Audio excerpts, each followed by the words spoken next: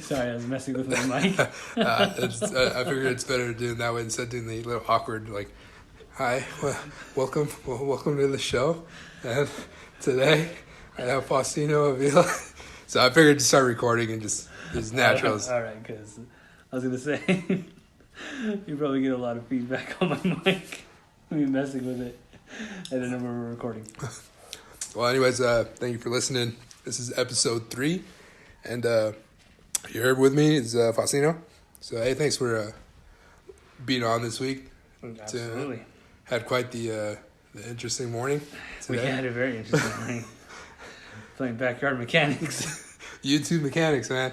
I figured, now that I went shooting yesterday, I'm suddenly developed a taste for whiskey, and now I'm messing around with cars. I'm starting to become... You sound like you're becoming a Republican here. Oh, man. But anyway, yeah, no, it's pretty bad. I mean... It was all right. Yeah, I mean, the amount of things that I've learned off YouTube is ridiculous. I've learned so much stuff Dude, off YouTube. It was funny because the other day I was talking to Ishmael, and we were thinking about, well, I was telling him, it's probably the reservoir, but it could be the thermostat. And then I was telling him, like the game plan. And then Caitlin was like, well, how are you guys going to fix this? I was like, I'll just check on YouTube. Yeah. You start cracking up, dude. Oh, yeah, it figures. But I mean, shit, dude, we got it done. These are just YouTube videos, dude. We watched dude. a YouTube video and we figured out how to change a thermostat on a car. Yeah, a thermostat and then a reservoir. And then, God damn, the problems just keep adding up. But it's funny because literally everything I've changed on my car. I've changed, God, I want to say that I've at least replaced at least 4 parts in my engine. I don't even remember what half of them were, but literally every single one of them have been through YouTube. Dude, it's so crazy. Like, and have you ever gone like those YouTube rabbit holes where like you're looking at one video and then all of a sudden you spend like an hour later it goes and on you're all the way. forever. Oh, dude, that is ridiculous. I look back at my watch history and it's like, what the fuck is going on here? Dude, what? It's weird to think now how life was without YouTube. Yeah, YouTube, and Google too. Yeah. Especially Google. I can't imagine a life without Google. Especially when we'd be driving down the road and my son would ask like a weird question. I'm like, I don't know. And he's just like, well, Google it. Okay. You think it's gonna make us dumb? Like a little like. Well, has it made us dumb or smarter? Well, see, that's the thing. It's like the irony of it is like we're so advanced with technology that we're losing like the basic fundamentals of like doing stuff. Like if I gave you a map right now, and tell you to find directions, would you be able to? No. Yeah, see? There's no way. See, I remember when I was a little kid when we'd go to California, we'd have like a little fucking map that we had to look and find the exit and all that. And there was countless just like, oh, fuck, we missed the exit, so you had to turn around. And now all you have to do is just type it in your phone and it'll just let you know. It'll reroute you to. Yeah. It'll take you a different way. No? No, I don't think I could read a map. There's no way. I mean, but then also, like, I don't think it's making us dumber because there are some things that you wouldn't even know. Because, like, you're just like, hey, what do camels eat? Back then, you'd just be like, fuck, I don't know. I'm not going to look it up either. But now you can just Google it, and now you know. And then now that kind of useless information just follows That's you around. exactly what I was going to say. Maybe it just made us so prone to, like, finding out dumb shit that we really have no idea. We have no business knowing, like, do cats drink? Back then, you'd be like, oh, I would think so. But now you can probably find a very scientific answer as to if they dream or not. There's one that says that dogs actually, they know when you're calling them, so that they know the sound of what their name is. So that's why they know. Like when you call them, oh, really? Turn around. Oh, so they actually, well, I have a theory on cats as far as they don't know their names, but they know like the pitch and the way that you say their name. So like you could call them something completely different, but as long as it's like in the same pitch of what you normally call them as, that they'll still come. It's just one of my cats. Iris is like, call her anything. But as long as it's in that little voice that we do, she'll always come. Yeah. Another thing I found out too that my wife found out was if your cat ever goes missing, they say to put the litter box outside. Oh, and their smell? Yeah. From what I understand is they can smell that from like a long ways away. So if your cat ever goes missing, just put their shit outside and they'll come back. Either to your surprise or to your disappointment. Disappointed, yeah. God, this motherfucker. Motherfucker came back. I was just trying to get rid of his shit. Oh, so like speaking of cats too, I was gonna are you guys gonna go check out that Pet Cemetery? Yeah, hopefully tonight. Man, yeah, I'm really excited about it. I know when I first found out that they're remaking it, I was a little iffy about it. Because I don't know, I read the book and then I had seen the movie first. That was pretty scary. You know what part I think is like unanimous, like everyone gets freaked out, is the Zelda part. Oh, the sister? Yeah, that's where everyone kind of. Did you know that there was a man who played her? In the first one, yeah. There was actually a man that played her. Yeah, that was probably one of the scariest. But I don't know the Pascal, the ghost. That was probably one of the scariest like dead people that I'd seen at the time. Yeah, like he was pretty graphic. It was. He was really graphic. Yeah, no, I'm really excited about it. I want to go see it. I know that some of the storyline changed as far as characters and all that kind of stuff, but even the cat, they made the cat like into like a Maine Coon or something like that. Yeah, he's not the same little. What was he first? Like a gray. Oh God. It's like a gray. What are they called? I don't remember what they're called. All I know is he has the greatest name, like Church.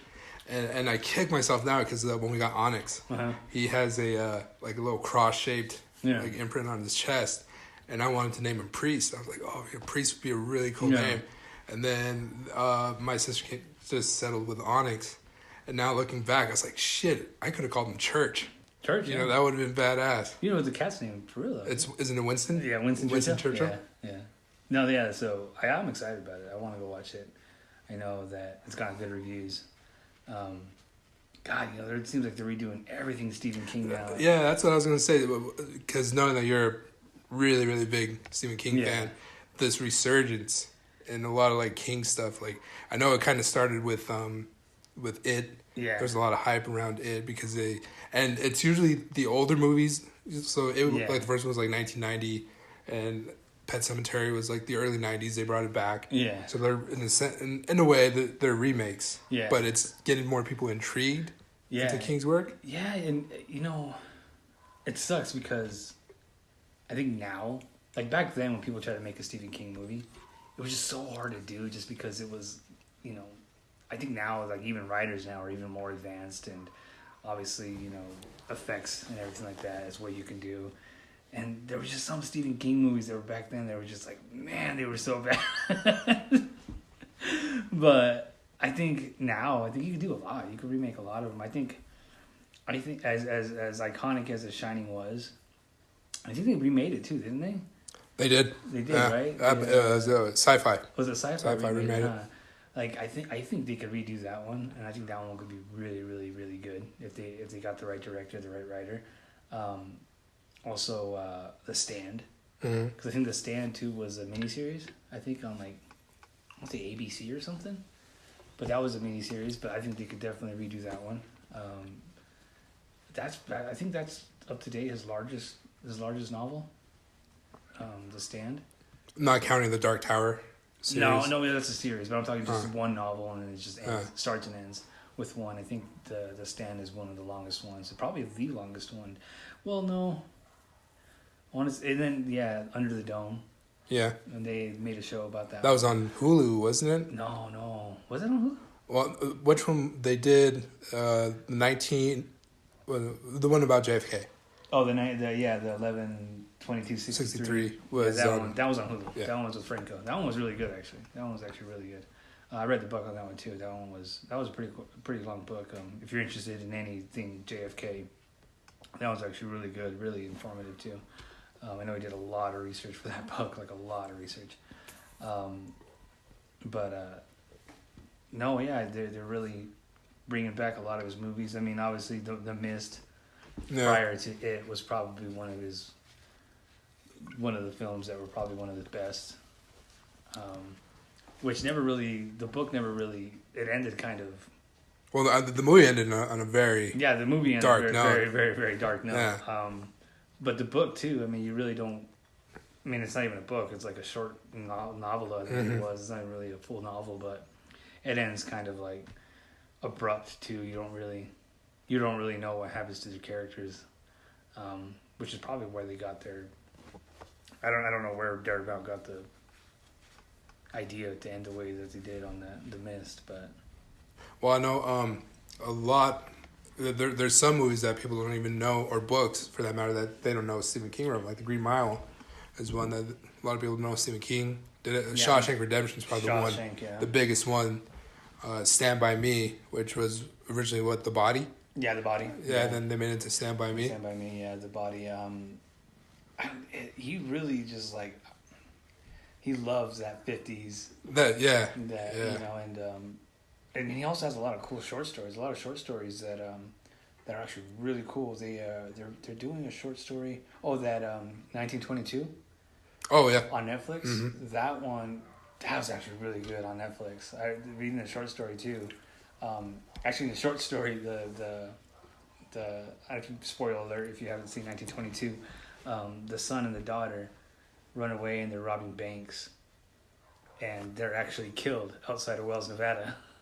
Oh damn! Yeah, so they get like chased up through like Elko, and they actually die. Like the way he says it is like really like right outside of Wells, Nevada is where they get killed. Which is pretty cool. Shout out to the Wells Leopards. They can kiss my ass. But yeah, so that one was really good. Yeah, there's The Night Flyer. Yeah, with the vampire. The vampire. That one's really good. He actually did I'm trying to remember what series of short story it was, or what was the title of the book. But he did a zombie one. And it takes place like somewhere off the coast on like a little island, kind of like, I don't even know, Martha's Vineyard kind of thing. I don't know. It's like a little island, and they find out that there's like some sort of like zombie outbreak going on the mainland. So they end up unburying all their, like digging up all their dead, and then like disposing of them, like killing, like stabbing him in the head or shooting him in the head and everything like that. It's pretty cool. I mean, I think it's his first zombie one that he's ever really done that I remember anyway, that Stephen King wrote, which is pretty cool because at the time I was really into zombies. Well, I'm still him, but to know that Stephen King wrote a zombie short story was pretty cool. Yeah, he has a lot of them. There's a really cool one about a cat who, I think they made like a show about it where the cat like goes into the guy's throat. Anyone else remember that? I don't know if you remember that, but he like goes into the guy's throat and like he ends up eating his way out. It's pretty graphic. No, the one Stephen King one, which is I haven't read too many. I mean, like not on your level like of books, but the one I have read multiple times and probably my favorite one is Salem's Lot. Oh yeah, that's really and good. He, I know on that one he came up with the idea. Well, no, actually his wife came up with the idea because he was an English teacher at the time, and he was trying to figure out like, you know, what if Dracula came to New York? You know, how would it work and all that? And then his wife told him like, no, what if he came here with like a small town in Maine, and then one by one start turning the people. Yeah. You know, and when I saw the movie, it was a short. I think ABC did it. It was like 2-part movie, and the part that always, I'm even getting goosebumps now. The part that always freaks me out is when there's 2 characters in the book, the Glick brothers. Yeah. And the smallest one is the one that gets sacrificed first in order for the vampire to be able to. Yeah. So his human servant has to sacrifice this boy, and in order for the vampire to, you know, to be able to come out and start, you know, turning people. And then one of the brothers, the little brother kills the bigger brother, and then that brother goes to his friend's house and he knocks on the window. Yeah. And in the book, it's equally as scary in the book and in the movie. Yeah. But that part would give me nightmares. When I was a kid, like my bedroom was right next to the window. I was so freaked out. Like I'd wake up in the middle of the night and just hear like scratching at my window. So that one was probably the one that really scared me. But he also did Creep Show with George Romero. Creep Show, yeah. Creep Show was really good. That one's a really good one. There's that one that he did. It's Maximum Overdrive? I think Maximum Overdrive. He did Maximum Overdrive. I think he directed it. It was pretty bad. But you know what's cool though is like he does a lot of like cameos. He does a lot of cameos in his movies. Yeah, he's pretty cool about that. I know when I first found out that it was being remade, and that was my favorite book of all time. I mean, I read that book at least 3 times a year.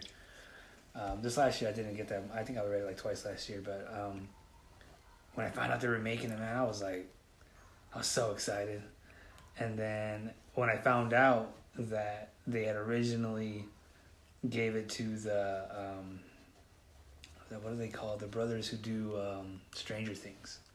Oh yeah. Like they were originally the ones that were tapped to do it, and I was like, oh man, I got so excited. And then the studio pulled out on them because they weren't a big enough name. And then I got really bummed out because then also they had originally casted a different Pennywise. They had the dude from he was in We're the Millers. Yeah, We're the Millers. He was also in The Revenant. He was also in I think Maze Runner. I know he was in Maze Runner too. He's a creepy looking kid too. He is too, but they really did with the Skarsgård brother. Yeah, they really, really good. He's actually really good Pennywise. He's not like it's just kind of weird because when you read the book, like the way to describe him, it's almost really cartoonish, you know. But and he's like he is making jokes at times, but in a very inappropriate times. But it comes off really good. It really, really, really scary. But yeah, man, Stephen King is back. I know that Castle Rock too on Hulu is supposed to be really good. I'm excited about it. Yeah, it's kind of and it's good in a way because I mean we both like to read, so it's good in a way because it's making people know that there's Yeah, and I hope they do read these stories. These are really, really good books. Especially the Green Mile. I think the Green Mile too wasn't actually it didn't originally start as a novel. I think he was only releasing like chapters at a time, kind of like it's kind of like a series that he was doing, and it was like he was only giving out a certain amount every. I want to say they came out in a magazine, like it was a monthly subscription, and every month it would come a new part of the book or a new part of the story. Well, that's how he was making a living. Yeah, he was the first artist. He was selling his stories to magazines. A real long time. I know that, but yeah, I know the Green Mile. I mean, if you think the movie's heartbreaking, you should read the book. Oh my goodness, I'll bawl my eyes out. Oh, dude. But no, it's because in the movie, I don't know if you remember, but the little mouse, Mr. Jingles. Yeah. He's still alive, and in the book, because essentially his punishment is to live forever and watch all his loved ones die because he killed an angel, and in the movie, little Jingles survives, but in the book, even Mr. Jingles dies, and it's got to be one of the saddest scenes in the world, man. Because then after that, he truly is alone. After that, like literally, that was the last like memory he had of John Coffey. Yeah. And, like that, like after Mr. Jingles dies, he truly is alone and having to live with that, knowing that he did what he did. But yeah, no, it's a really, really good book. If you like the movie, you should definitely read the book. There's only been 3 books that I've read that actually made me cry. The one was Of Mice and Men. Yeah, definitely. Yeah, when they have to kill Lenny. I don't know why I laughed, but I don't know. Yeah, but no. That one, the ending of A Tale of Two Cities, when he writes his when he switches places. Oh, that's right. Yeah. Oh man, he switches places with him, and then he writes like it's a better rest than I've ever known. And then what sucks is we read that I think it was my junior year in high school, and then I just balled up. And then when they said it at the end of The Dark Knight, God, it just brought back memories. I was like, no. No. And then the third one, it's when I don't know if it was more sadness, but shock is when Jon Snow gets stabbed because in the books, he's still not back. Oh, he hasn't come back yet? No, in the books, he's dead. Is Ollie one of the ones that gives it to him too? No, Ollie's not in the books. Oh, he's not even in the books? Oh, man. No, in the books, he has this, his steward, and a reason why a lot of the brothers don't like him is because his steward was a man whore. He was like a 14-year-old man whore. Huh. So, and he picks him as his steward, and then they're all like, what the hell are you doing, And, yeah. And then, and it's not even Alistair Thorne. It's not even, because he sends him out to go beyond the wall. Oh. And he tells him, like, you better hope I don't come back, because if I do, you're the first person I kill. And so, but it's, the other guys in the show are the ones that, and they don't trick him by saying traitor. He's already out doing something, and I forget what he's doing, and then that's when they get him. Oh, okay. Yeah. Yeah, because when Jon Snow comes back, I remember when they're all getting ready to be hung, and Ollie's there. I don't think I've ever felt more justified in killing. Oh, dude, that was. Speaking of that, that comes out next week. I know. That's a lot, dude. What's gonna happen, man? I think the world's just gonna end when that ends. Dude, I think the world's just gonna be over when Game of Thrones is over. I vividly remember watching the finale of The Sopranos in Yeah. your old apartment in Springs, Remember that? and we were watching it, and then all of a sudden Tony looks up and just goes black, Yeah. and then for a second you just, what the fuck happened? Yeah. And then you find out that's how it ended, and then that's when all the theories started coming out. Oh man, on people all were that. angry though. Man. Yeah. They were really. I know when it first happened. I know that a lot of like fan reaction was very upset, and a lot of critic reaction was like, no, that's fucking brilliant. how they That's did a that. perfect. Yeah, and I don't know. I mean, I don't think they have any regrets, but I think it kind of ties to the, and spoiler alert, if you haven't seen The Sopranos yet, but when he's on the boat with his brother-in-law, Yeah. Bobby, yeah, Bobby. and they're asking, what do you think happens? And Yeah. then Bobby's like, well, I don't think you even feel it. I think it just goes black. What season was that though? When he says that, is that the same season or it's got to be a few seasons before? Right? It's the one season right before. So they had 7 seasons, but they split the 7th one into 2 parts. Oh, okay. So they call it 6A and 6B. Oh, I didn't know that. Yeah. So it's the first part of the last season when he's talk telling about that. Yeah. Oh, And that's then so cool. that was still kind of sad because when they hit Bobby in that train. Oh shot, yeah, he was getting something for his kid. Huh? Yeah. Yeah. Yeah, that was another really good. That was a good one. And then after that, I mean, I remember how everyone, that was a talk of like, I've seen The Sopranos and all that. Yeah. So I can only imagine what it's going to be like. Well, that's the thing too that I've heard about. Like, no matter how good a series is, it's like you have to end it in a right way. Because if you don't, like it could kill the whole series. Didn't that happen with How I Met Your Mother? Yeah, How I Like, Met Your people were Mother. really I heard pissed off about one that? I never saw it, but I remember I read about it and everything like that. But yeah, like it ruined it. There's another good one that was kind of Dexter. Wasn't Dexter one yeah, of them? Dexter was really, oh man, that broke my heart how they ended that. Yeah. I was like, oh, how are you gonna do it like that, man? Yeah, but no. So obviously, I think HBO, I think they get it, and I don't think they're gonna disappoint in it. But it still makes me kind of nervous for them because, like, man, if you don't end it right, No. there's gonna be a lot of people pissed off. There's going to be the people that are pissed off, and then there's the readers who are like, well, if it happened this way, it might not happen. But from what everyone's been saying is that George R. R. Martin kind of told them, this is how I want it to end, this is how it's going to end. And they said it's very bittersweet. So there's really no... But, so I'm curious about that. So if he did tell him that, like, this is how I'm going to end my series, do you think HBO will take that away from him, though? Or do you think they'll kind of just, like, pay kind of, like, tribute to the way that he's going to end it in a way? Because that'd be kind of messed up, don't you think? Yeah, that is... I mean, because the only way I would if I was writing it, telling him that is meaning that I'm not going to finish this fucking series when I'm writing it. You know what I mean? Like, I'm just going to let you guys fucking finish it for me on the show. Because I wouldn't give away my ending that way. No way. No, because that's your baby. That's like exactly. That's what I wouldn't give. I would probably throw a curveball and like lie to him and be like, yeah, I'm gonna end it this way. But then just like 180 on the motherfuckers. It'd be like it was a trick the whole time. Dude, well, either way, it's going to be. I'm pretty sure it's going to break every single kind of TV record and all that. Yeah, for sure. And it makes you think if the execs at HBO have made a deal with the devil because they've made some of the best series. Deadwood. Deadwood was good. I got into Deadwood. Deadwood was good. Oz was what kind of. Oz was. I liked Oz, man. Well, now, back then, we watched it because, shit, we probably shouldn't have been watching it. And it probably kept us out of prison. But no, I don't want to meet out of BC as like a 13-year-old kid. But it was funny, though, because you'd be watching it and they'd call heroin tits. Yeah. So you'd be around with squad and some tits. Not really knowing how devastating heroin really is. Yeah. But...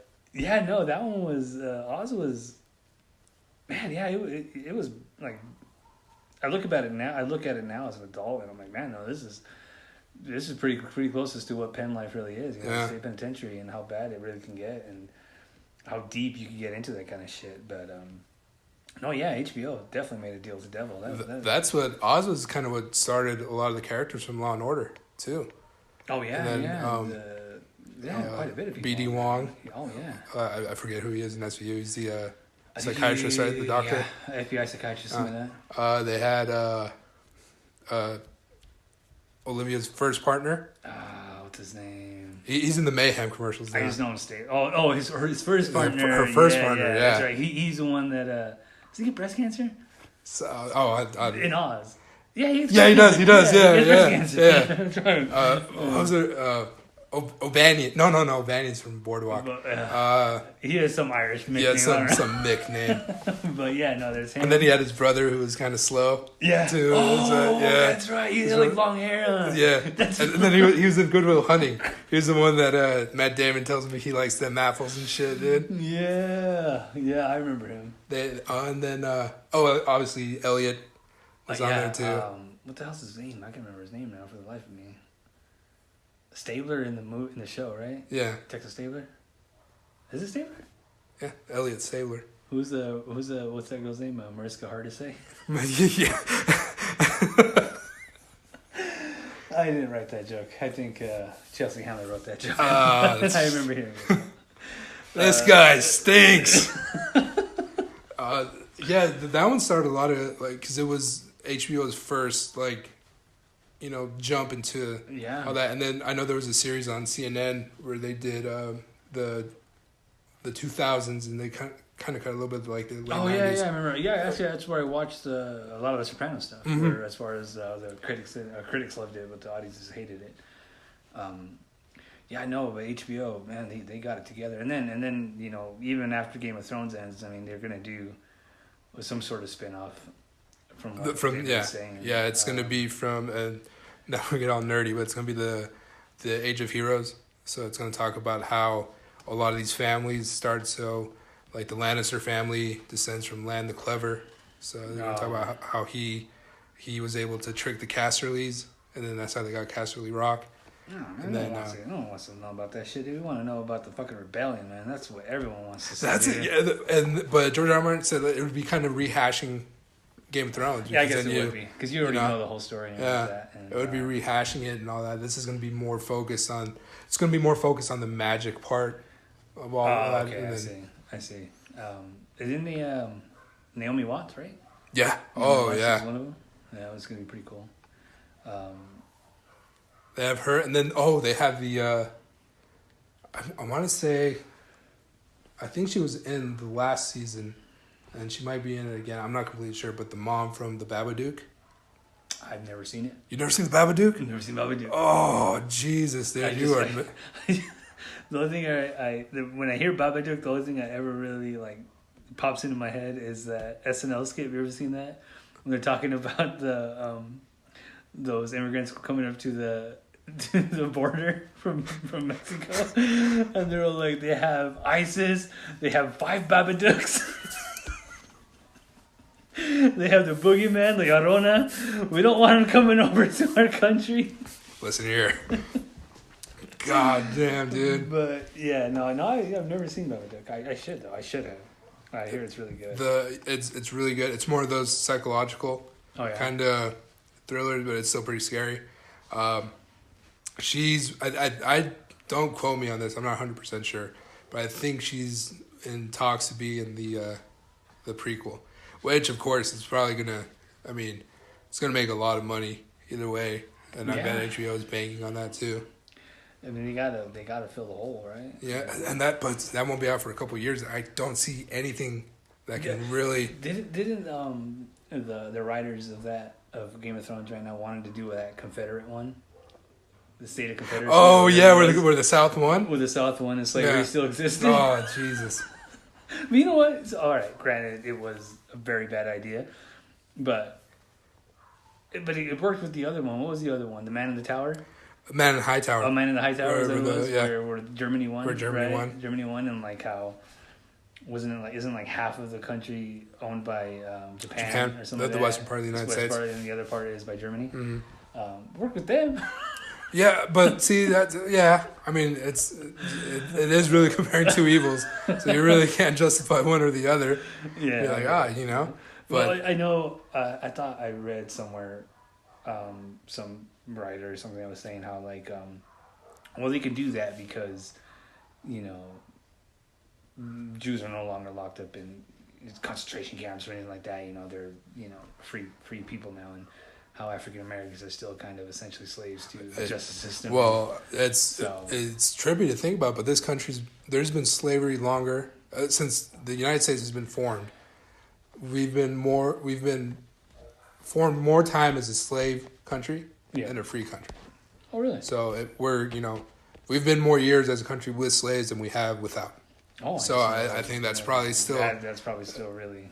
And then what pisses me off is there's this little on the way in Buell. Mm-hmm. I don't know if you've seen it, but there's this house that has a flagpole. And it has the American flag, and then it has the Confederate flag. Yeah. God, it pisses me off, man. Well, I don't know. I watched a documentary yesterday on Netflix. Have you ever seen the? I think it's called Age of Rage. It has to do with the Charlottesville. Oh, the alt-right? Yeah, the alt-right. It's called alt-right, the Age of Rage. And Antifa, Antifa is fucking weirdos, dude. Yeah. We'll talk about both ends of the fucking spectrum, dude. Dude, yeah, and but I was watching some of the footage on that, and like, you watch it, and like they are literally having fist fights. Like they're having fist fights, and the cops are just standing there watching, dude.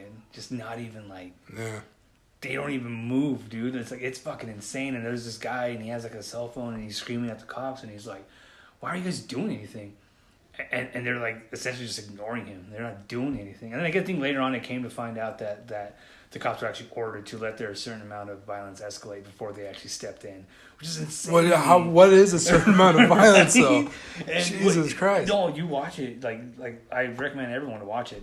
Because Antifa was wrong in what they did, and so was the alt-right and what they did, but how heated it gets, and like it literally looks like a fucking it looks like a medieval battle where just two groups converge because they all have their pickets and they're just like swinging them like swords, dude. And it's funny because it literally looks like a Mel Gibson movie. Yeah. When they're just like they converge together like in the middle of a battlefield, and it's just like. Dude, you have to see it because it is insane. I was like, I could not imagine being there and that going on. And there's like one scene where there is this alt-right old man. He has to be like almost 70. And he walks up and he tries to hit this guy. And this guy just levels him, dude. Straight up one punches him, and he just goes down like a bag of bricks, dude. And granted, he is alt-right and what he stands for and everything that, and I don't want to just say alt-right because it was Nazis. And I know a lot of the majority of the alt-right like to say that, we're not Nazis, we're not white supremacists, but this guy, he clearly was a Nazi. He had a Nazi memorabilia on him, and I mean, like a swastika and everything on him, but he got knocked out. I felt bad for him. I was like, Jesus Christ. And it escalates to the point where, and that's the thing that really pissed me off about it all that I didn't know about, is how the cops just stood by, but, a lot of these people had guns on them. I mean, because, they had them on their sides, they had like a certain militia that was protecting them too. And it's like, how quickly that could have got out of hand? Like how quickly, and it did. At one point, a guy actually shoots his gun. And I think that's finally when the cops intervened because they heard the gunshot. Everyone heard the gunshot. And I think that's kind of where it set the stage for like, holy shit, this is really getting out of hand. Yeah. Someone actually fired a shot. And that same guy, you see him throughout the footage, he keeps pulling it out. He keeps pulling it out and he has it drawn a couple times and he's yelling, a bunch of racist crap towards these people and towards the Antifa group and some African Americans in the crowd, and he pulls it out several times, and every time he pulls it out, I kept thinking, dude, it just takes one shot. It just takes one shot, and then suddenly he actually shoots it. But when he shoots it, it's more of like a warning, but he's aiming at the guy, so I don't know if he meant to miss or he just missed. But it's crazy. Now, do you think, especially now with the 2020 election coming up, and how in 2016 it was still thought like Trump can't win. Like, there's no way he can win. He ends up winning. Now with 2020, coming up and people not accepting the fact that this guy Yeah. did win the presidency. Do you think it can actually escalate to a level where, I mean, I don't want to say like a civil war, but where actually like violence erupts between both sides? 100% dude. Like seeing just you watch that and you see exactly what people are capable of and like how much hatred they have in their heart and just how opposed they are to each other's ideas. Yeah, 100% dude. And that's what's scary because you're like, man, Trump's known for these huge rallies, right? And so it's like, if you ever get two of these rallies like anywhere near each other, what's gonna happen, man? I'm telling you, I almost want to go because I want to be part of that Mel Gibson scene. We'll be in a movie like 10 years down the road, right? He's just like they'll be talking to me about me like I'm the sword of the morning. They're just swinging that sword. It's just crazy to think that we've gone to that point. Yeah. Now where politics has become so tribal. Dude, like you're on one side or you're on the other, and there's no way you can listen to one. Because if you start listening to one party, then you're a sympathizer, and you're. Oh yeah, it's. And I feel bad for because now it's either with Antifa getting as big as they've gone, and then the alt-right continuing to grow support and everything like that. Now it's literally like if you're a Democrat, you're probably a crazy liberal, crazy like extremist like Antifa, and if you're a Republican, you're a racist. Yeah. And it's like you're either one or the other now, and it sucks because like if for me or anyone else of color would be like, I'm a Republican, you're a race traitor. Yeah. You know what I mean? Like that's not something that. And then what sucks is before. You can identify yourself as a libertarian, and now that kind of coincides with being a Nazi, with being like a skinhead, pretty much. Oh yeah. Because it's more of there's obviously there's more of a sense of nationalism now than ever before. Yeah. And that I think has brought out a lot of the racists and a lot of the people who are prejudiced because now it's okay to be that. Oh yeah. That's all right, and then especially with saying that media is lying, that fake news and all that. And one thing that drives me crazy about all this is like, don't confuse racism for patriotism. Yeah. And it's very someone like us, we grew up in the 9/11 era, when it happened, and I don't know if you remember, but like the sense of patriotism that came along with that, right? Yeah. And it felt 100% genuine. Patriotism, to be American, how what it was, and when you saw the American flag, and you saw the 4th of July meant that much more, but that kind of patriotism compared to the patriotism now, they're two different things. And you got to be stupid to think that it's the same thing because you damn well know that it is not the same. No, this is more of like. This is more like, oh yeah, we're taking it back to when my pappy was a kid. Exactly. Like you know that there's a difference between all of it, and he's gonna show. You can hear me out. Goddamn. But no, yeah. So that's the thing that drives me nuts about it. Is like, I am patriotic, and I don't. You fly the American flag, good for you, But I think now, like, there's certain people like. I don't want to say that it's in your face because I don't care that it is, but you can tell that they're trying to get a rise out of someone. Yeah. Like, if I were to put out the flag of Mexico, and then 3 other people go ahead and they suddenly put out 3 American flags, what do you think they're trying to do? Oh, they're trying to drown you out. They're trying to Exactly. They're trying to remind you where you're living and where you're at. Exactly, right? Love it or leave it. Right. So I mean, like, it's kind of like, okay, well, if I put out the Mexican flag and an American flag. They put out 2 American flags. Yeah. Right? That's one up each other, yeah. It's you can tell the ones that are trying to get a rise. You can tell the ones that are trying to piss you off or trying to get a point across to you, And I did, and you feel it now. I mean, before this, I would go out now. Like, for instance, the other day, my stepson, I enrolled him into the Y for spring break because we couldn't find a babysitter and they were doing some cool events and we're like, well, why don't you go here for a couple mornings and hang out?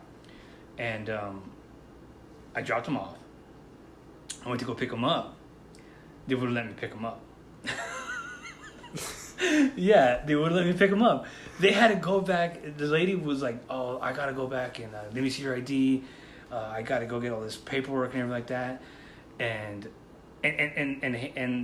my stepson at the time, he's right there with me. He's talking to me. Like, it's not like I'm some kind of stranger and he's being shy around. Like, he's coming up and we're having a full on conversation, everything like that. And he's calling me dad and all that kind of stuff. And then it wasn't until someone finally came up and they're like, "Oh no, he dropped him off. He's fine. He can go." But I don't know. I guess you could say like they're just being cautious. Yeah, but even there's a line. There's a line. There's definitely a line. I don't know. I mean, I think I don't know. But even I go out to the grocery store with him, and I still get the sideways looks. I get sideways looks now. I never noticed the looks that I get when I'm with my stepson more than I do now. And it's kind of like, "Hey, are you in trouble?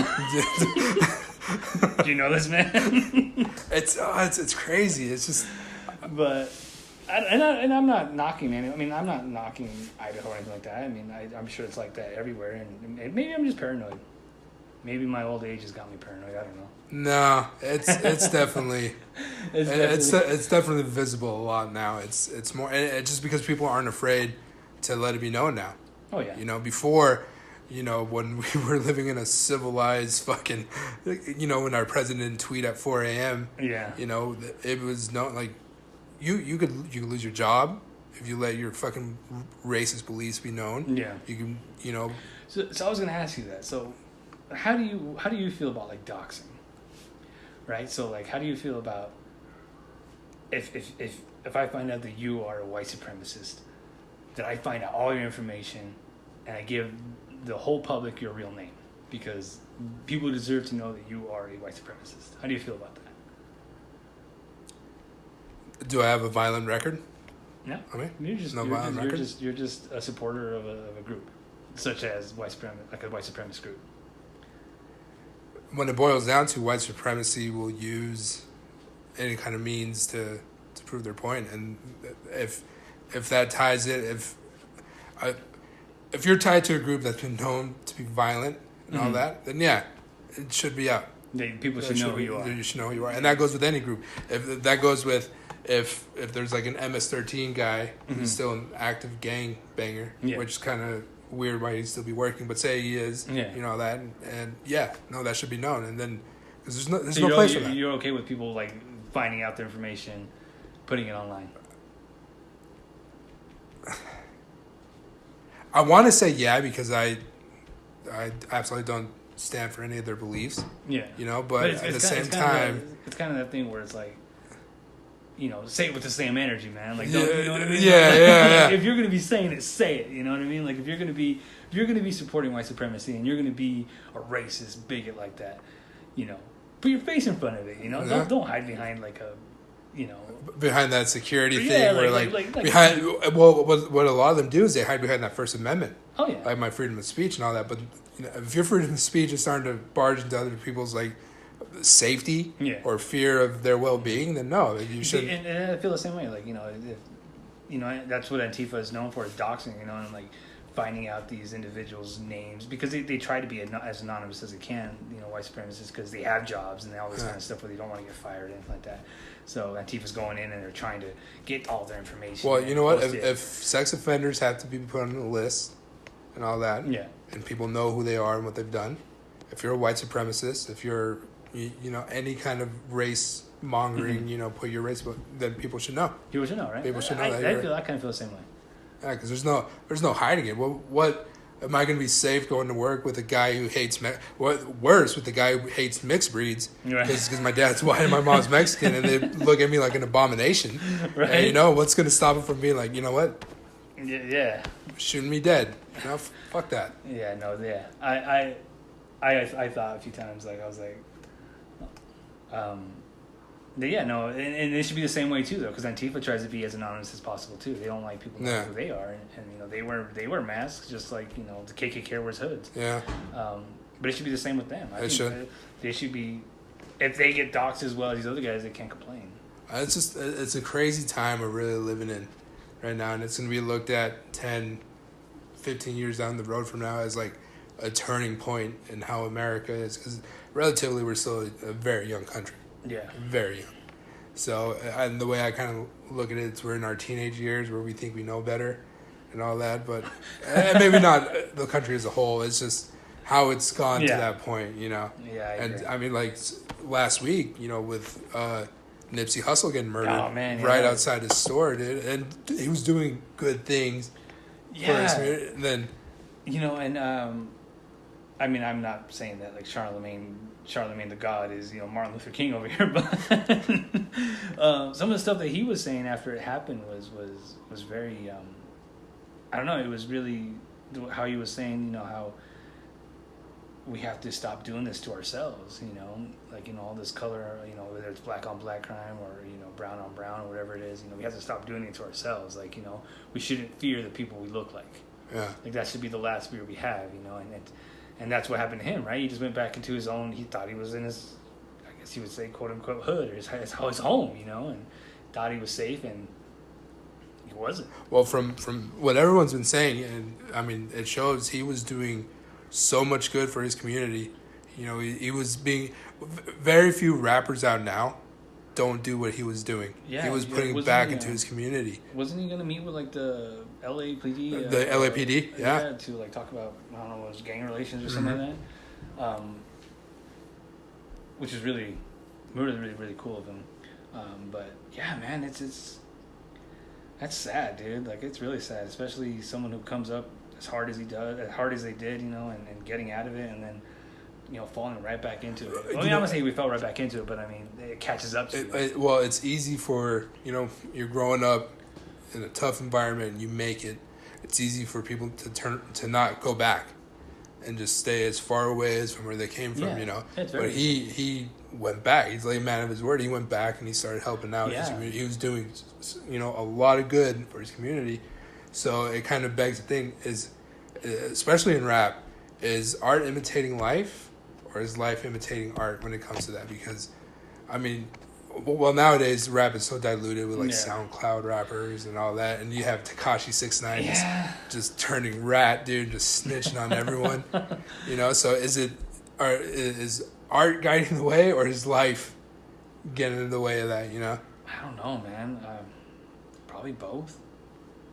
I don't know, man. It's kind of like how they say, you know, what is I think Eminem said is like, you know, rap what you say, or say what you rap, or, you know, like, or do what you rap. I can't remember what the line was, but, you know, basically just, you know, how real are you? You know, like when you're talking about it, are you going to be able to back it up, or are you going to do it? And I think a lot of these people have done it, and I think it just catches up to you. I mean, it's just, I know there was what's his name? Some artist was saying how, like, he doesn't feel safe going back. Like, why am I gonna go back? Like, I got out of there. I mean, yeah, I would want to help, but I can never go back there.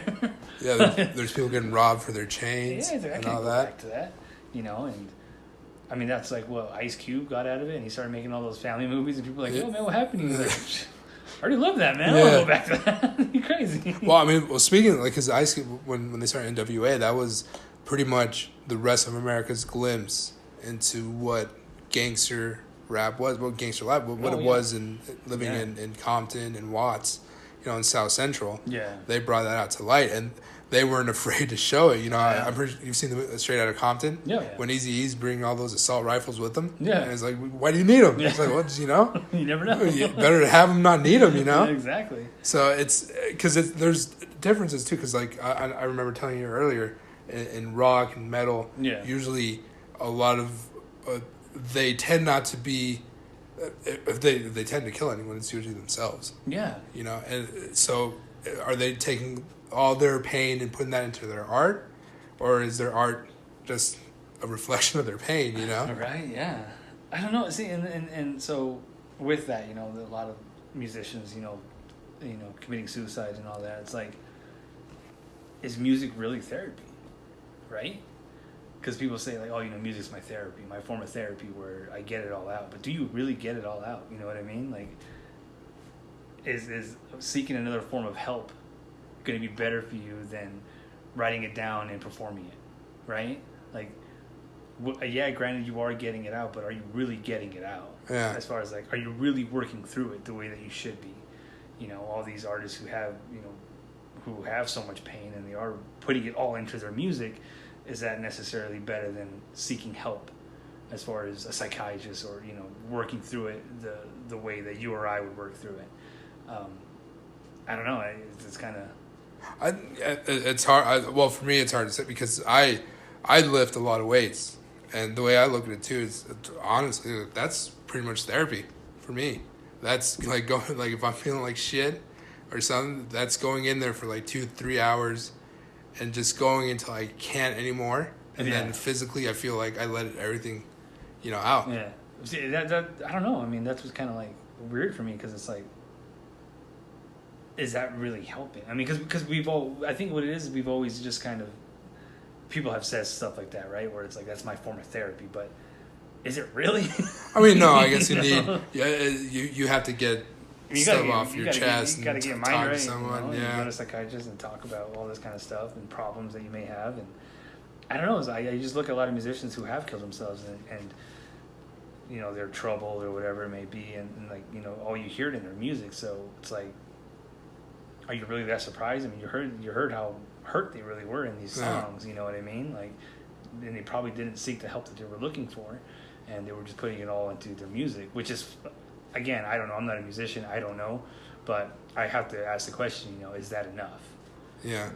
So, but yeah, I know that Nipsey Hussle, man, and R.A.P. Man, that guy was something else. That sucks. Yeah, that's very. It's very. It's senseless. Oh yeah. And it's just a reflection of how, like, everything now, like, fuck, dude, if the perfect example is, what's it called? It's that Mike Judge movie. Oh, God damn it. The one where he goes back, he goes into the future, and Terry Crews is the president. I don't know what it's called. Oh, God damn it, dude. It's gonna... I don't think I've ever seen it. Terry Crews is the president, and it's Idiocracy. Idiocracy. I was going to say Friday After Next. No. But it's turned into that where it's basically we're living through a shit show with a lot of this stuff that's going on, and it's kind of hard to keep a level ground when you're getting pushed in a lot of different ways, and you're automatically put into camps, and people aren't forgetting what it's like. To begin with, you're supposed to talk, to compromise and talk and understand where people are coming from, but now it's very tribal. You're on one side or the other, and there's no way you're going to meet in between. Yeah. And I think that with a lot of the stuff that's going on is just a sign of the times. This guy came up to Nipsey, shot him twice, and then Nipsey had said something, turned around, shot him 4 more times. Yeah. That's hard. That's really shitty. I think about it, and it's like, man, growing up in a small town, man, we never really had to face anything like that. Like, no. We had obviously our own struggles, and our family had their own struggles, but nothing ever like that. And that's something I'm really grateful about, and something I'm really grateful that my stepson doesn't have to endure or anything like that. And it's just tough, man. It's really hard. I feel bad for the guy. I feel bad for his family. I feel bad for his friends, everyone. It was a big loss. It really sucks. And I know for a lot of people, it really hit home. This one did, just because, you see how much good he was trying to do, and it still just gets snubbed out like that. Really shitty, really really shitty. Yeah, especially the manner. Yeah. And the manner that it happened. There's something else I was gonna ask you. So, growing up in Jackpot, right, a small town, right? Do you think that made you more accepting of others? I think so. Like more tolerable? I think so. More tolerable of things. It's weird though, because like when you often, the stereotype I guess from small towns, what do you normally get, right? That people are closed-minded and not accepting. Not accepting like that. But I think that small town made me more accepting of others. Yeah. Isn't that weird? Yeah, it's probably just the way we were, because you didn't want to be that asshole making fun of the new kid. Yeah, right. And I never really, I don't want to say it never. I mean, happened. yeah, there's hazing and everyone gets it every Yeah. once in a while, but it never to the point where people hated going to school. Like you'd wake up like, fuck, I have to go to school. I'm gonna see this guy again. He's gonna make fun of me. Yeah. And all that shit. It never got to that because I don't remember it getting like that. no, because someone would step in. Eventually, right? Yeah. Eventually, someone would step in. Yeah, no, I was always curious, like how, because even once you left Jackpot and I think I moved to Las Vegas and it was like, I don't know, I felt more accepting of other people and more tolerable of certain things. And Yeah. it's really weird because you think about all these other small, like I hear other people from small towns being like, oh, really close-minded. Yeah. And really just like, it's really weird. And then also like, because my parents, they weren't ever really politically driven. I mean, they didn't really instill anything in me in a way. Like, where do you think all that came from? Where do you think I don't know about you, but where did your political beliefs come from? Oh, honestly, I think straight from my grandma. Oh yeah. Because my grandma would always just tell you treat everyone the way you want to be treated. You're respectful. And then I remember maybe 3-4 years ago, I'd always kind of mess with her, and we'd be watching like football on TV, and I'd tell him, "Oh, grandma, this guy right here, he's gay." And then she'd look at me and like, "So what? That's the way God made him." And I was like, "Oh, okay." It's just kind of test where she was at. But honestly, I think that's where I got a lot of my, and then likewise, all of us we grew up kind of in the same mentality anyway. I know. So isn't that weird? we kind It's kind of. maybe it came from being a casino town because people would. Like, I know when a lot of our first jobs were in casinos. Yeah, see, it's weird because like a lot of people that I knew that I grew up with, I mean, and some of it's changed now as they're adults, but growing up, we all kind of had the same mentality, which is really weird because it's like we had different parents, we had different upbringings, but how is it that we all landed where we did, or like growing up, coming up was where we came? Because I guarantee half the people that went to register to vote when they were 18, I guarantee at least 70% of them registered as Democrat. Yeah. Which is weird. Yeah. Maybe it's the way, like, people would always come together when people needed help, too. I don't know, maybe. Or maybe it's... Because I give Jackpot that. They're a great community when I mean, at least I know when I growing up that a lot of that they would come together and really support each other, whether it be a death or whether it be an accident or something, it was really, the community came together pretty well. And I remember for my father when he passed away, I remember, the community coming by. I mean, I remember people coming by that, man, I don't think I'd ever spoken two words to, I didn't even know they knew I existed or my family existed. So it was pretty cool, but I don't know. I always just thought that was like, it's kind of interesting. What were those called? Like when you say a jumbo shrimp, like an oxymoron. Like you would think a small town would be closed-minded, but it would be more. Yeah, and that's another thing too. So I was like, how about this? I don't know what it is now because I don't live there. But growing up, what percentage of the population in Jackpot would you say was Hispanic? Oh, easily 65-70%. 65-70%. Mm-hmm. And out of that 65-70%, how much would you say made up the casinos? Employees. Damn near all of it. Damn near all of it, Yeah. right? But let me ask you this now. How many Hispanics do you know were in higher authority? Whether it be managers or bosses? Damn. It's like none, huh? Yeah. And I don't know why, but I got to thinking of that the other day, and man, it bummed me out, man. And it never like registered to me. Like, yeah, Hispanics make up a large, proportion of Jackpot's community and the working force. But how many of those Hispanics are in higher authority or higher power, like as far as management or any of that? Like none. None. You can't think of anyone. I couldn't think of anyone, dude. No, I'm trying to think when the last time I worked at... Okay, wait. The last time I worked at Pizza was... Carlos was the head chef at Pancho Villa's. Oh, okay. Okay.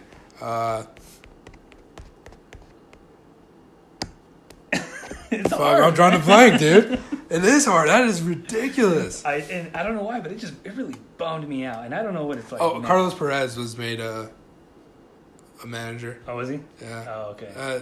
Yeah, before he left the buffet, I think he all right. became a manager. But see, I remember thinking about it, and I just remember, I just like it occurred to me like a few days ago, and I don't know why. I just started thinking about it, and it really bummed me out, man. It just really bummed me out. I don't know. I guess I'm just Viva la Raza all day, Dude. man. I don't know Well, what it is. in that case, dude, go to the Fort Jacks, dude. Right? The general owned that shit, dude. He set his own prices. No, you're gonna pay this. Who's disenfranchised? Who you calling disenfranchised? But yeah, no, that really bummed me out. I didn't mean to bum everyone else out if you're listening. But No, dude, just kind of lit a fire, dude. I'm telling you, man. That's why I listen to Rage Against the Machine a lot, dude. Oh, dude. Especially, I get those moments where I'm like, the fuck are we doing listening to this white man? Then I have to check myself and be like, nah, you're half white too, so you better cool it, bro. You better get some of that Luke Bryan going, man. Some of that bro country. So, damn, yeah, dude, speaking of that, I went shooting yesterday, fucking, Yeah, man, or- you went shooting? How was that? yeah, Man? that was, it's different once you have a gun in your hand, dude. You feel, You definitely feel different. yeah, Would you ever carry one? yeah, 100%? yeah, Like a handgun? handgun. Even though it fucking felt amazing shooting that AK-47. Oh, yeah? I'm not gonna lie, dude. Like you have, there's a sense of like, I don't know, something happens. I guess. You just have the power in your hand. Yeah, yeah. You can end the life. But, you're carrying. But then I think about Jack Nicholson's line in The Departed, where an assault rifle doesn't add inches to your dick. You just get a life sentence for it. So then I'm like, yeah, I better just stick with a handgun. I thought you were gonna say the other line it says about when you're facing the barrel of a loaded gun. What's the difference? Oh, what's the difference between a cop and a crook? Between a cop and a crook. But that's something too that I've always kind of found interesting is like, we regard murder in such a. We look at murder and we're like, wow, that's unforgivable what you did. You murdered someone, but essentially, if you think about it, what soldiers are doing, aren't they kind of doing the same thing? Only it's justified by the government. So that's where the line is drawn between you're doing something to gain an objective, in the military, government wise, and then when you're doing it just out of your own self, you're taking someone's life, But what I'm saying is like, so if let's just say someone committed murder, right? They go to prison. Let's say they committed murder when they were younger. And then a soldier goes and he shoots someone for his country. Do you feel that mentally they both kind of need a certain amount of help after the fact, right? Because trying to justify they actually killed someone, right? You have soldiers who killed someone and they have issues as far as dealing with it. Wouldn't you say someone that murders someone would need it too? Or do they not deserve that? I think it totally depends on the situation. Like it totally depends. Like if you're killing someone in a robbery, Yeah. you're going in there. You know what you're gonna do. Yeah. Yeah. If you're a soldier, you know what you're gonna do, but you don't know if you're gonna do it. So you're going in with the mentality, I might kill someone, I might not. Okay. If you're going in and you're going to rob someone and be like, I'm going to have to kill this person, So, like, what if someone breaks into your house? Yeah. So, say someone just broke in, you have a gun, and you don't know what their intent is, but obviously it's not good, and you shoot them. Are you going to feel some kind of... Yeah. I mean, because I think that's when your instinct, of being a husband, being a father kicks in, and you got to protect what's yours, I don't know. I guess the reason why I brought that up is because, like, the death penalty, I don't know. The one thing I will say about that is if a state's going to have the death penalty and it's already a clear cut, there's evidence against the person and all that, why are they sitting on death row for 20 years? That's true. It needs to be, if there's enough evidence against what you did, maybe 4 or 5 years max, if there's any way that, they can overturn it or, a mistrial or whatever, you get a call from the governor. Yeah. And then if not, Yeah. Am I for it? Does taking a life, I'm not in the position where I can, Make that decision. yeah, For where I can say, someone else. yeah. That's I guess you would have to be in that position to know, you're going to feel good. I mean, not feel good, but you're going to feel vindicated, yeah. Yeah, I don't know. I guess the way I've always thought of the death penalty is either every country has it. I mean, not every country. Of course, every country has it. I mean, Yeah, boy. every state has it, or no state has it. Yeah. I think it should be something that the United States needs to come to a full conclusion to. Like, all right, we're either all going to do it, or none of us are going to do it. Oh, no, that's when you start crossing states' rights, dude. That's one thing I've learned about living in Idaho. It's states' rights, dude. Fuck your state. You're not gonna tell me to wear my goddamn helmet if I'm on a bike. It's my choice if I want to fuck up my fucking brain and fall. That's one. The other thing that pissed me off too: no smoking in bars. Yeah. Why in the fuck? Yeah, that's pretty crazy. That's stupid. That is pretty crazy. You're not going. You know what it is? I think that so many bars now, they need the family to come in. Like, that's a big part of their business. Like, I think they need that in order to stay afloat or to keep going. So, I think that's why a lot of bars here in Twin did it. They opened a little restaurant size for families. Yeah. So they can have family. I mean, I guarantee that whichever bar here that has gone non-smoking, I guarantee soon they'll start saying families welcome. Oh yeah, families welcome. It's fine seeing the guy in the corner pissing himself, dude. That's fine. Just ignore him. Just be like me with Ishmael. If I don't move, if Ishmael's drunk and he sees me and I don't move and I don't make a sound, he's not gonna see me. But as for this though, but what's more different than seeing a drunk guy piss himself at the end of a bar as a kid, right? As a kid to see that, than to see a guy piss himself in aisle number 4 at Walmart. Either way, you're in for a hell of a time, dude. What's the difference in that? Well, the one thing I will say, though, you can go to any Walmart in the United States, any Walmart, and you're going to see the same type of people in there. I went to Walmart like 2 nights ago. Yeah. And I went right after the gym, so I was like in a cutoff and shorts. Yeah. And I felt right at home, dude. You were just like, man, you were about to just start working out right there. Dude, I was walking by a dude in sweats that had no business being on him. You know? Man. I'll give one thing with Walmart though. They do have pretty good prices. The prices, like, did you know that Walmart cat food is cheaper than cat food at PetSmart? Oh, where's Karen Carpenter when you need her, dude? She would rip into you right now because that was my thing too. I would say, but you know what? I actually because I actually got behind that boycott. Like, I didn't go to Walmart. I'm not even playing for like 3 years. I got 100% got behind it, but then it got to the point where it was like, this is just financially stupid. Yeah, see, and I think that's where they get you. That they'll be like, "Oh, fine, it doesn't matter to us. You're gonna come back anyway." Yeah, it gets pretty stupid. But yeah, no, I don't know. But the same with like with Winco. Like, a lot of people don't like to go to Winco. I fucking love Winco. I fucking love Winco. Dude, Winco's so bad. I don't know how I did it in Vegas without Winco. Because when I moved to Vegas, I went to Food for Less. Yeah. And which they closed now. It's kind of shitty. It's no longer now. It's part of Smith's, I think. I think Kroger, right? Kroger owns it now. And but I don't know how the fuck I did it without Winco. Like, I don't like to shop anywhere that isn't Winco. And I just feel like I'm getting robbed, man. Everywhere else I go. I shit you not. True story. When they opened 2 Wincos in Vegas, one in North Vegas and one in Henderson. And when the day that they were going to open the one in Henderson, I went to go line up at that Winco because there's a line to get in. And my whole idea was going in there was like, they're going to sell Reeser burritos and they're going to sell Reeser pizzas. Yeah. And I'm going to buy a shit ton of them and take them home. And I got in that line and I waited like 3 hours to get in. And there was a mess of people in there. They didn't have any. I was fucking I was disappointed, but at the same time I was like, well, it's Winco, so it reminds me of Twin. Yeah. So that's what. And is it just me, or does Winco have like their Mexican variety is just like way bigger than anywhere else, right? Well, here in Twin, because in Vegas, I've noticed it in Reno too. So I haven't been to one in Vegas. Yeah, you know what, Reno? Yeah, because I don't know too much about Reno, but I know in Vegas you can go to Mariana's or you go to yeah, La Bonita if you want obviously, Mexican food. Yeah. But I'm just letting you know right now, man. Don't go to Winkle first of the month. Oh, damn, dude.